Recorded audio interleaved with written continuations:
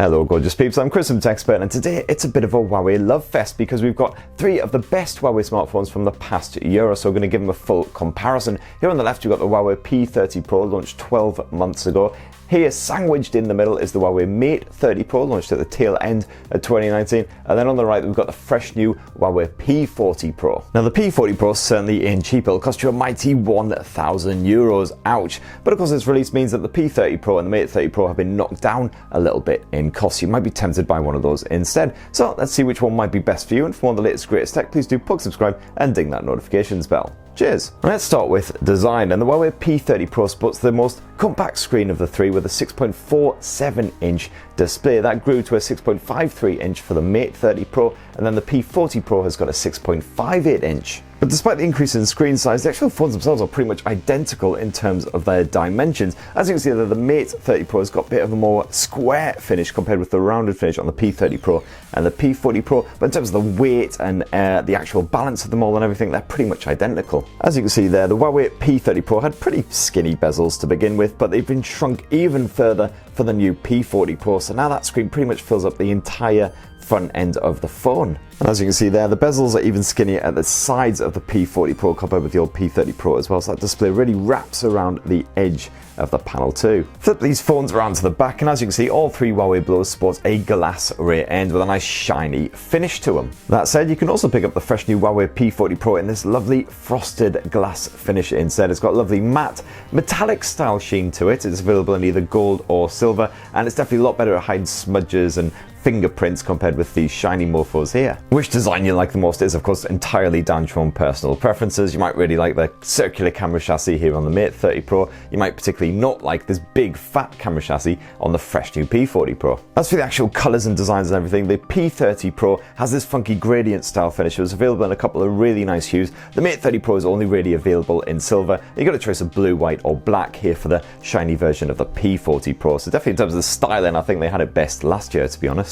On the durability front, all three definitely perform nicely on the back end. No scratches or scuffs, even on this P30 Pro, which is now 12 months old. But they are quite vulnerable to scratching on the display, so I would definitely recommend picking up a screen protector, whichever one you choose. And all three of these Huawei phones are IP68 water and dust resistant as well, so absolutely fine if you want a smartphone to rock in the bath, the shower, the swimming pool, whatever. Now, all three of these smartphones sport an in-display fingerprint sensor, and it's nice and nippy and responsive on all three of them. I've had no trouble whatsoever. Apparently, the P40 Pro's is a 30% larger sensor. I've definitely noticed it's a lot higher up the screen compared with the other two. And it's also supposed to be 30% faster, but to be honest, I haven't really noticed any proper speed increase. And all three smartphones also have face recognition as well. Works a treat in pretty much any conditions, no matter what kind of stubble you're busy growing because of the COVID lock-in situation. You've got a bit of IR sensor action here on the P40 Pro as well, so it works particularly well in low light. So it's a full HD plus panel on all three of these smartphones, OLED tech, so as you can imagine, nice and crisp and nice bright punchy images as well, really nice and colourful. Of course, you've got full control over the actual colour reproduction in the display settings on all three of these smartphones as well. So it starts off in vivid mode by default, but you can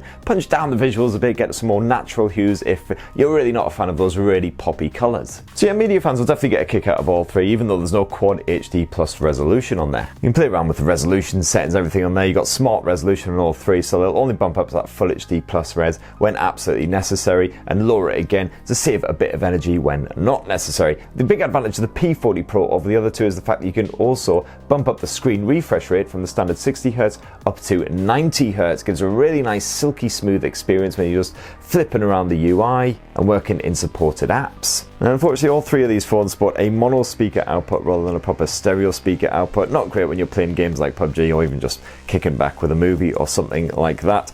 So as you can see, if we're playing a bit of video, just muffle that speaker and the output is very, very muffled indeed. And the reason for that is that Huawei has replaced the earpiece speaker with in-display vibration text. Whenever you're on a call, the audio is transmitted to your ear via good old vibrations instead. No headphone jack sadly on any of these smartphones, so you will have to use a bit of Type-C headphones, which are at least bundled in the box with all three, so that's something. Otherwise, a good bit of Bluetooth. I've had no problem with Bluetooth connectivity on all three of these blowers. The Mate 30 Pro is a bit of an odd beast out compared with the P30 Pro and the P40 Pro. As far as volume goes though, you don't actually get a volume rocker. What you have to do is just double tap the side, and then that calls up the volume controls like so. thankfully seems to work a charm, so no worries. Okay, so now let's talk about software, and that's where things start to get slightly complicated, because you see all three of these smartphones are running the latest Android 10 with Huawei's own EMUI version 10 slapped on top. In the case of the Huawei P40 Pro, it's the latest version 10.1. Go check out my tips and tricks guide, which will be going live in a couple of days after this video if you want to see more about what actual updates you get in there. However, the Huawei P30 Pro, because it came out a year ago, that was before the whole Huawei America spat really kicked off. So that means you've still got all the Google services on there, including a bit of Play Store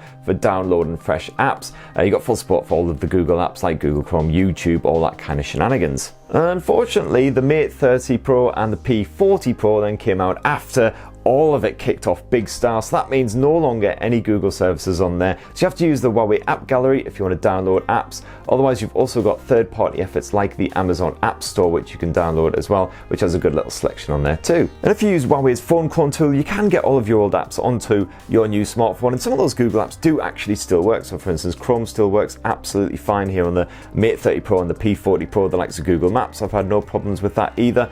But unfortunately, the likes of Netflix won't work because it's not Play certified, and certain other apps as well Spotify had some issues with. So just bear in mind, if you do go for one of the more recent Huawei smartphones, you'll either have to do some fiddling around in the background to get some Google stuff on there. Otherwise, of course, you've got APK files which you can download as well, but then that's always a little bit of risky business, so definitely be safe, kiddies. And that's for all the Android features. They're all basically standard on all three of these smartphones. So you'll find that they've all got, for instance, the latest dark mode. You've got the full gesture navigation support and all that shenanigans. I really do like EMUI 10. I find it's a great experience. Lots of good features in there. So go check out my tips and tricks guides for all three of these smartphones to see some of my most favorite bits that you'll find packed away in there. So now let's have a gander at the performance. And all three of these blowers sport a Huawei Kirin chipset backed by 8 gigs of RAM. Of course, in the case of the last year's P30 Pro, is the older Huawei Kirin 980 chipset, whereas these bad boys sport the fresh new Kirin 990. So I'm still more than happy with the performance here on the Kirin 980. It's super nippy for your everyday shenanigans. Plays the likes of PUBG Mobile with a super fresh frame rate as well. That's helped along by the GPU turbo feature. The P40 Pro does feel slicker and faster and smoother compared with the other two, but that's purely because of the 90Hz refresh rate, which really makes a difference when you're skimming about the place. And you do actually have a 5G modem built into that Kirin 990 chipset as standard as well. Unfortunately, the standard Mate 30 Pro does not support 5G. This is a 4G model. You can get a 5G model, but I believe it's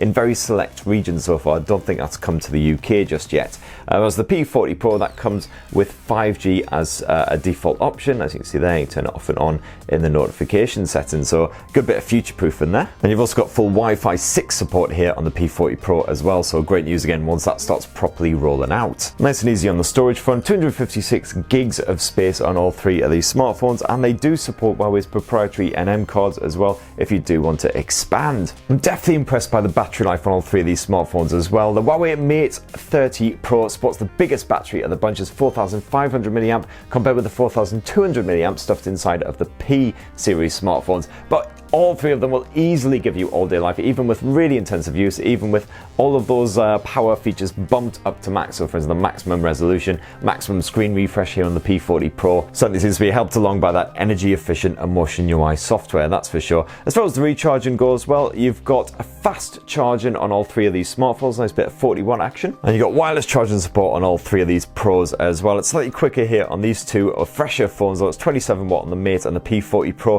whereas the P30 Pro, it's 15 watts. But of course, to take advantage of that 27 watt wireless charger, you will need a compatible charger from good old Huawei. So let's finish up with a look at that camera tech. And of course, all three of these smartphones feature a very different camera array indeed. Now, you've got a 40 megapixel primary lens on both the P30 Pro and the Mate 30 Pro. That got bumped up to 50 megapixels here on the P40 Pro. And the pixels on the sensor are enlarged as well, so you can suck up more light. As you can see there, you hopefully make out a little bit more color detail coming through here on the P40 Pro. All three of these have Huawei's Master AI mode, which you can enable or disable with a quick tap of this little icon here. That's basically just a scene recognition mode, which is of course AI led. Here on the P40 Pro, you've also got the fresh new moving pictures mode as well. What that does is it shoots a brief snippet of video every time you capture a photo. This of course can bring your gallery to life as you're flipping through, and it's also very handy when you're editing shots as well, especially of moving subjects like hyperactive children, as it means you can select from a number of different frames to get the best possible shot.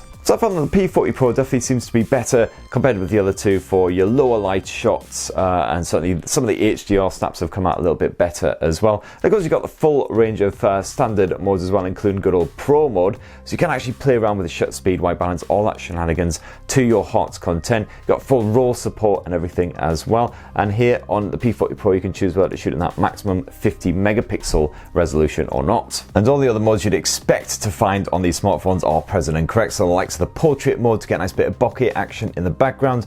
You got your night modes for a long exposure shot that takes lots of different exposure shots and then blends them together for a nice overall balanced finish. And as you can see there, you can play around with the ISO level and the shutter speed for that one. And then if we dive along into more, you've got a plethora of other little bit bonus features, most of which I honestly don't even bother to touch. All three of these Huawei smartphones have an ultra wide angle lens, so you can get a nice big sweeping view of whatever you're pointing the camera at. And you've also got a telephoto option on all three as well, but it's more powerful on the P series smartphones. You get a 5x optical zoom, 10x hybrid, whereas the Mate 30 Pro, you've only got 3x optical zoom, 5x hybrid. When it comes to the video smarts, definitely the Mate 30 Pro and the P40 Pro are a step up compared with the older P30 Pro. Can't shoot at 4K 60 FPS on the 1-year-old model, whereas you've got that option here on the Mate 30 Pro and the P40 Pro as well. Great stuff. And certainly in your low light video situations as well, the P40 Pro and the Mate 30 Pro definitely impress a lot more than the previous generation. And if we switch around to those front-facing cameras, it's a 32 megapixel effort on all three of these bad boys. Of course, you get slightly better selfies with more recent smartphones. Seems to be slightly better on the HDR front and everything as well. But yeah, you got the usual portrait effects. You can shoot a nice bit of night mode action. So you got all your typical features on there, and of course you can beautify yourself if you want. I obviously don't need that because I'm absolutely freaking stunning as it is. Especially thanks to good old Corona, having to look after a hyperactive 4-year-old. Now all the schools are closed, well, also working full time. Yay! And so there you have it. That in a nutshell is how last year's Huawei P30 Pro stacks up to the Mate 30 Pro and the fresh new Huawei P40 Pro. So which one are you most tempted by? Do you think it will save yourself a bit of cash, jump into a discounted P30 Pro? Are you going to go balls to the wall, get yourself a €1,000 P40 Pro with all those fresh new updates? It'd be great to hear your thoughts down below. Please do subscribe, ding that notifications bell, and have yourselves a lovely week, people. Cheers, love you.